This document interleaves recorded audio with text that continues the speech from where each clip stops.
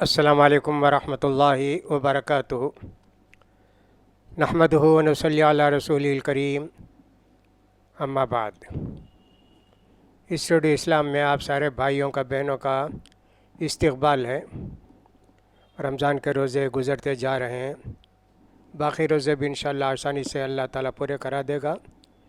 یہ مہینہ رمضان کا عبادت کا بھی ہے، تربیت کا ہے، اسلامی تربیت، کیا کھانا کیا نہیں کھانا، حرام سے بچنا، اس کے علاوہ اللہ کے راستے میں تکلیف اٹھانے سے بھی ایک طرح کی تربیت ہے۔ اس کے ساتھ ساتھ عبادت کا بھی مہینہ ہے کہ آدمی زیادہ سے زیادہ عبادت کر کے اللہ کو راضی کر لے۔ تو اس لیے جنت کا مہینہ بھی ہے، جیسا کہ میں نے اس سے پہلے کہا، جنت کے سارے دروازے کھول دیے جاتے ہیں، یہ ایک دروازہ بھی بند نہیں رہتا ہے، اور اللہ کا فرشتہ آ کے آواز دیتا ہے، یا باغی الخیر اقبل، اے نیکی کمانے والے جلدی سے آگے بڑھ نیکی کما لے، و یا باغی الشر اقصر، اے گناہ گار اپنے گناہوں سے توبہ کر لے، زندگی سدھار لے۔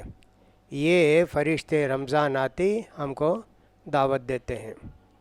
بہرحال جنت کا مہینہ بھی ہے، تو جنت کی سیر کرانے کے لیے ہم لوگوں نے جنت سے متعلق بہت ساری باتیں جو قرآن حدیث سے ثابت ہیں، ان کو آپ کو بتانے کی کوشش کر رہے ہیں۔ آؤ جنت کی سیر کریں۔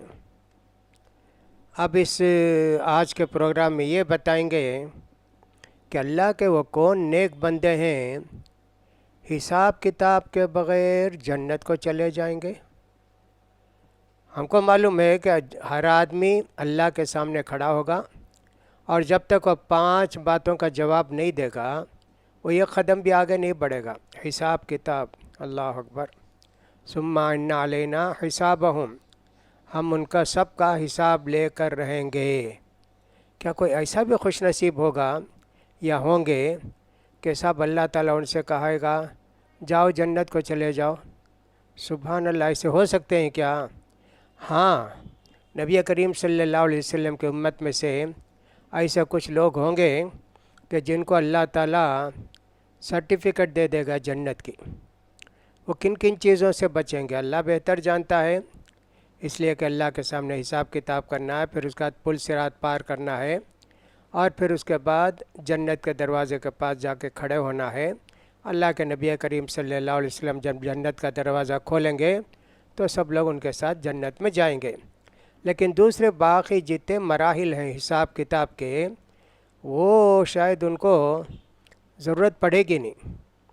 ایسا عجیب و غریب معلوم ہوتا ہے، سمجھ میں نہیں آتا کہ اللہ تعالیٰ ایسے بندوں کو بھی نصیب فرمائے گا کیا؟ ایسے بندوں کو بھی جنت نصیب فرمائے گا کہ حساب کتاب کے؟ حدیث سے تو یہ معلوم ہوتا ہے۔ ابو ہریرہ رضی اللہ تعالیٰ عنہ کہتے ہیں، بخاری مسلم میں ہے، کہ نبی کریم صلی اللہ علیہ وسلم نے ایک مرتبہ فرمایا، میری امت کے 70,000 آدمی بغیر حساب کتاب کے جنت کو جائیں گے۔ 70,000، اس کو نوٹ کیجئے، 70,000۔ ان کے چہرے چاند کی طرح چمکتے ہوں گے، یعنی 14ویں کی چاند کی طرح۔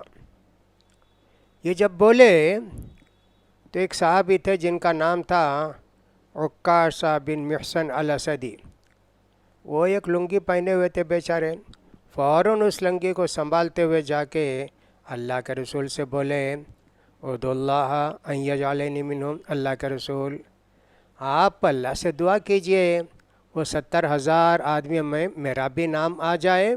اللہ اکبر۔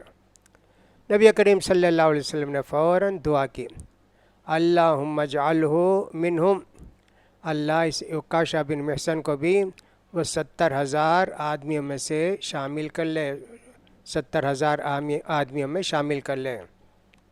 سبحان اللہ۔ اب ان کو دیکھ کر ایک اور انصاری بھی کھڑے ہوئے، انہوں نے کہا اللہ کے رسول میرے لیے بھی دعا کیجیے نا اللہ کے رسول، وہ 70,000 آدمی میں مجھے بھی اللہ تعالیٰ بنا دے۔ تو اللہ کے رسول صلی اللہ علیہ وسلم نے فرمایا، سبقاک بہا عکاشہ، ایک آدمی کو چانس تھی جی، وہ عکاشہ کو مل گئی وہ چانس، اب تمہارے لیے دوسروں کے لیے چانس نہیں ہے، ایسا اللہ کے رسول صلی اللہ علیہ وسلم نے فرمایا۔ پھر اللہ کے رسول صلی اللہ علیہ وسلم فرماتے ہیں یقیناً میری امت میں سے 70,000 یا 7 لاکھ، دونوں روایتیں آئیں، 70,000 کی روایت زیادہ ہے، 7 لاکھ کی روایت ذرا کم ہے، وہ پورے لوگ ایک دوسرے کو پکڑے ہوئے سیدھا جنت کو چلائے جائیں گے، اور ان کے چہرے کیسے چمکتے ہوں گے جیسے 14ویں کا چاند ہے۔ اس کے اندر 70,000 کے بجائے 7 لاکھ کا لفظ ہے۔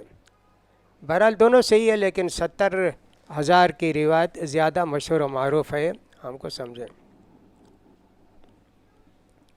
سعید ابن جبیر رضی اللہ تعالیٰ عنہ کہتے ہیں کہ صاحب یہ اپنے شاگردوں سے پوچھے، ارے رات ایک تارا گرانا کون دیکھے جی؟ ان کے شاگردوں میں سے ایک آدمی نے کہا میں دیکھا۔ کہا اس آدمی نے یہ نہ سمجھیں کہ میں نماز پڑھ رہا تھا، ایسا نہیں، بچھو کاٹ دیا تھا مجھے۔ اب رات کون جاگ رہا تھا 2 بجے 3 بجے تارا گرانا؟ تو پوچھے تو انہیں کیا بولے میں؟ اب لوگ سمجھے ہوں گے نا تہجد پڑھتے رہے ہوں گے، اس لیے فوراً انہوں نے کہا نہیں میں تہجد نہیں پڑھ رہا تھا، بچھو مجھے کاٹ دیا تھا۔ سعید ابن جبیر نے پوچھا کیا کرے جی تم؟ کہا کہ صاحب جو دعا تھی وہ پڑھا۔ شعبی نے ہم کو جو بتایا تھا وہ دعا ہم نے پڑھی۔ کہا کیا دعا جی تھی وہ؟ کہا کہ نبی کریم صلی اللہ علیہ وسلم نے فرمایا جھاڑ پھونک کرنا نظر بد کے لیے ہے یا ڈنک مارنے کی وجہ سے ہے؟ ایسا میں اس پر عمل کیا نا، میں جو رقیہ کیا پڑھ کر پھونکا تو زہر ختم ہو گیا۔ تو انہوں نے کہا ٹھیک ہے جی، حدیث میں ایسا ہے نا، بہت اچھا ہے، اس پر عمل کرے نا، بہت اچھا ہے، لیکن میں ایک اور حدیث تم کو سناتا ہوں، اس کو ذرا سنو۔ ایک مرتبہ نبی کریم صلی اللہ علیہ وسلم نے فرمایا، یہ ابن عباس رضی اللہ عنہما کی حدیث ہے، میں نبیوں کو دیکھا، اللہ تعالیٰ مجھے نبیوں کو بتایا کہ ایک نبی آ کر کتنی محنت کرے، کتنے لوگ اسلام قبول کرے۔ ایک نبی کو میں نے دیکھا کہ یہ جا رہے ہیں، اس کے ساتھ یہ 1-2 آدمی ہیں، یعنی کتنے سال دعوت و تبلیغ کا کام کرے تو یہ ایک آدمی مسلمان ہوا، 2 آدمی مسلمان ہوا۔ پھر میں نے ایک نبی کو ایسا بھی دیکھا کہ اس کے ساتھ ایک آدمی بھی نہیں ہے، کتنی محنت کیے، اسلام نہیں قبول کیے۔ اس لیے جو بھی اسلام کی دعوت دیتے ہیں آج بھی ان کو مایوس نہیں ہونا چاہیے۔ یہاں دعوت دینے والوں کو 2 باتوں پر غور کرنا ہے، ایک تو یہ ہے کہ ان کی دعوت کی وجہ سے بہت سارے مسلمان ہوئے، جیسا کہ نبی کریم صلی اللہ علیہ وسلم کی دعوت سے بہت مسلمان ہوئے، قیامت تک ہوتے رہیں گے۔ 2 ثواب ملے گا، دعوت کا بھی ثواب ملے گا، جو فالو کر کے عمل کرتے ہیں ان کا ثواب بھی ملے گا۔ کوئی بھی ایمان نہیں لائے دعوت کا ثواب تو مل جائے گا نا، کہ ہم نے دعوت کا کام کیا، اللہ تعالیٰ ہم کو جو ذمہ داری دیا اس کو تو ہم نے پوری کی نا۔ پھر اس کے بعد ایک نبی آئے، بے حساب لوگ ہیں یہاں سے وہاں تک۔ اللہ کے رسول فرماتے ہیں میں نے سمجھا کہ میری امت ہوگی، اتنے زیادہ۔ پوچھا میں نے جبریل علیہ السلام سے کیا یہ میری امت ہے کیا؟ کہا نہیں، یہ موسیٰ علیہ السلام کی امت ہے۔ تو یہودی بیتتے جائیں گے جنت کو۔ پھر اس کے بعد پوری وہ افق بھر گیا، پورا کنارہ آسمان کا بھر گیا، دائیں بھر گیا، بائیں بھر گیا، آگے پیچھے سب بھر گیا۔ کہا یہ تمہاری امت ہے؟ نبی کریم صلی اللہ علیہ وسلم سے جبریل علیہ السلام نے کہا کہ یہ تمہاری امت ہے۔ اس امت میں 70,000 آدمی ایسے ہوں گے کہ جو بغیر حساب کتاب کے جنت کو جائیں گے۔ تو اللہ کے رسول صلی اللہ علیہ وسلم یہ بول کے گھر کے اندر چلے گئے۔ اب صحابہ آپس میں بات کرتے، یہ 70,000 آدمی ہیں نا، کون لوگ ہوں گے؟ کسی نے کہا جو پیدا ہوئے اسلام میں اور ایک بھی شرک نہیں کیے، گناہ نہیں کیے، اور کچھ لوگوں نے کہا یہ انبیاء کرام کی جماعت ہوگی۔ ایسے کیا کیا سب ان کے ذہن میں آتا تھا، وہ سب بولتے گئے۔ جو شرک سے پاک تھے ایسا تھے۔ نبی کریم صلی اللہ علیہ وسلم باہر نکلے، پوچھا کیا بات کر رہے ہیں جی؟ تو کہا اللہ کے رسول وہ 70,000 آدمی ہیں نا، ان کے تعلق سے ہم بات کر رہے ہیں کہ یہ لوگ جو 70,000 جائیں گے وہ کون لوگ ہوں گے؟ تو نبی کریم صلی اللہ علیہ وسلم نے فرمایا نہیں جی، یہ 70,000 آدمی وہ ہیں جو جھاڑ پھونک کرتے نہیں، جھاڑ پھونک کرنے کے لیے کہتے نہیں، فعال بھی نہیں رہتے، اللہ پر بھروسہ کرتے ہیں۔ تب باقی باتیں وہ ہیں جو عکاشہ بن محسن کی حدیث میں ہم نے آپ کو پڑھ کر سنائی، وہ حدیثیں ہیں کہ انہوں نے کہا میرے لیے دعا کیجئے، تو اللہ تعالیٰ نے دعا کی۔ اب یہاں بہت ساری باتیں ہم کو سمجھنے کی ہے۔ یہ 70,000 آدمی کے جو 5 باتیں بتائی گئیں وہ کیا کیا ہے، ان کو ذرا غور سے سنیں۔ تو پہلی بات تو نبی کریم صلی اللہ علیہ وسلم نے فرمایا جھاڑ پھونک نہیں کرتے۔ علاج 2 قسم کا ہوتا ہے بیماری پریشانی کا، ایک تو پڑھ کر پھونک دیتے ہیں تو اس کے بعد طبیعت اچھی ہو جاتی ہے، اس کو رقیہ کہتے ہیں، جھاڑ پھونک کہتے ہیں اردو میں، اور عربی میں اس کو رقیہ کہتے ہیں۔ آج کل تو رقیہ کا بہت زیادہ رواج ہے، رقیہ سینٹر وغیرہ بھی بامبے میں، حیدرآباد وغیرہ میں کھل گئے ہیں، وہاں جا کے لوگ رقیہ کراتے ہیں۔ کچھ غلط لوگ بھی رہتے ہیں، وہ جو ہے لڑکیوں کے ساتھ کچھ غلط کام بھی کرتے ہیں، لڑکیوں کو پھنسا لیتے ہیں، اللہ بچائے۔ تو کرتے نہیں، کوئی آ کر بولے بھئی رقیہ ہم کو کرو، کرتے نہیں بھئی میں نہیں کرتا، اللہ پر بھروسہ رکھو جاؤ۔ ہاں بھئی ایک آدمی کی ضرورت ہے تو ضرورت پوری کرنی چاہیے نا، یہ کیسے بولتے ہیں کہ نہیں کرتا؟ کہا اصل میں ان کو ڈر اس بات کا ہے میں رقیہ کیا اچھا ہو گیا، اپنے آپ پر یہ غرور تکبر پیدا ہو جائے گا نا، اور شرک کی طرح ہو جائے نا، میرے رقیہ سے اچھا ہوا، اس لیے نہیں کرتے۔ ولا یسترقون، بولتے بھی نہیں دوسرے سے، بے بذرا پڑھ کر پھونکو نا بھائی میرے اوپر، بولتے بھی نہیں کسی سے، اس لیے کہ ان کو بھی اس بات کا ڈر ہے کہ صاحب اگر وہ پڑھ کر پھونکے میں سمجھوں گا کہ تو ان کی وجہ سے فائدہ ہوا، ان کی وجہ سے شفا ہوا، تو یہ بھی شرک میں چلے جائے گا نا، اس لیے اللہ کے رسول نے کہا یہ بھی کہا۔ ولا یتطیرون، فعال نہیں لیتے۔ فعال 2 طرح کا، ایک بدفعلی جو کہ عام طور پر ہوتی ہے کہ صاحب گئے کوا آ گیا، بلی آ گئی، سمجھا صاحب بدفعلی، یہ کام بنے گا نہیں، ایسا ہوگا نہیں، منگل کا دن آیا تو کہا بھی آج تو منگل ہے، یہ کام ہمارا ہو، یہ بدفعلی اسلام میں جائز نہیں۔ نیک فعلی جائز ہے۔ نیک فعلی کا مطلب ایسا ہے کہ آپ کوئی بات کر رہے تھے، بات کرتے تو پتہ نہیں بھی پاس ہوں گے کہ نہیں ہوں گے، کامیاب ہوں گے بیپار میں کے، اتنے میں ایک آدمی آیا، اس کا نام تھا ناصر، مدد کرنے والا، فوراً ارے دیکھو بھائی نے آ گیا، کامیابی ہوگی بھی ضرور، ایسا نیک فعلی لیتے۔ اللہ کے رسول کو پسند تھا یہ، لیکن یہ لوگ اس سے زیادہ اللہ پر بھروسہ کرتے۔ نیک فعلی لینا جائز ہے، پھر بھی یہ لوگ احتیاط کرتے کہ صاحب ہم کو ایسا نہیں کرنا چاہیے، اور ان کا پورا بھروسہ اللہ پر رہتا ہے۔ دیکھیں اس کے اندر 4 باتیں بتائی گئیں، اس لیے ہم کو چاہیے کہ ان باتوں پر عمل کریں۔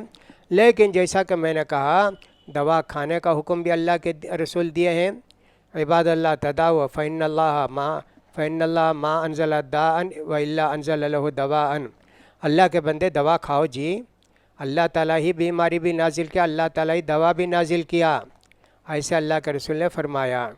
اور خود اللہ کے رسول صلی اللہ علیہ وسلم اپنے آپ پر دم کر لیتے تھے سونے سے پہلے، قل اعوذ برب الفلق قل اعوذ برب الناس، یہ سب پڑھ کے پھونک لیتے تھے۔ جب آپ بیمار پڑ گئے تو عائشہ رضی اللہ تعالیٰ عنہ یہ دعا پڑھ کے آپ کے ہاتھ میں پھونک کر آپ کے بدن کو مل دیتی تھی۔ اسی طرح نبی کریم صلی اللہ علیہ وسلم روزانہ اپنے نواز حسن حسین کے لیے دعا کرتے تھے، بسم اللہ رقیکما بسم اللہ رقیکما من کل شیء من کل حاسد وعین لامہ، ایسے ایک دعا کرتے تھے، ارقیکما بسم اللہ رقیقہ من کل داء یؤذیک اللہ اشفیک من شر کل نفس او عین حاسد اللہ اشفیک، کتنی بڑی دعا ہے وہ، بہرحال اللہ کے رسول اپنے نوازوں کے لیے بھی دعا کرتے تھے، اس لیے میں نے یہ کہا کہ یہ سب جائز ہے، لیکن یہ اللہ کے خاص بندے کچھ ایسے ہیں جن کو اتنا زیادہ بھروسہ اللہ پر ہے۔